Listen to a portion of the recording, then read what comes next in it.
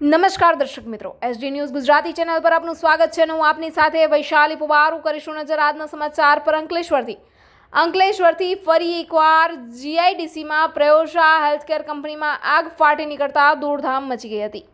અંકલેશ્વર ઔદ્યોગિક વસાહતમાં આજ રોજ ફરી એકવાર બનાવ આવ્યો છે સામે. જીઆઈડીસીમાં આવેલી પ્રયાસો હેલ્થકેર કંપનીમાં અચાનક જ આગ ફાટી નીકળતા દોડધામ મચી જવા પામી હતી.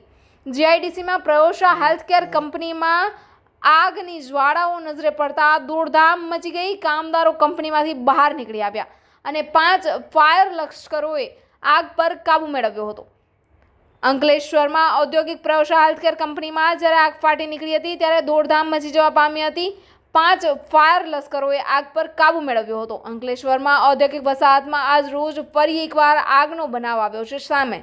જોતામાં આગે વિકરાળ સ્વરૂપ ધારણ કરતા કામદારો કંપનીની બહાર નીકળી ગયા હતા.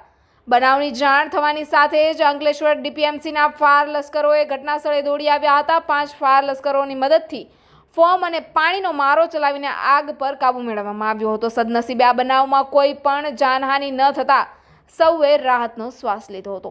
Reporter Jayesh Prajapati, SD news Gujarati, Ankleshwar. 3 વાગે ફાયર કોલ આવ્યો હતો અને જાણ થઈ હતી કે પ્રયોગશાળા હેલ્થકેર કંપનીમાં ફાયર થયેલી છે.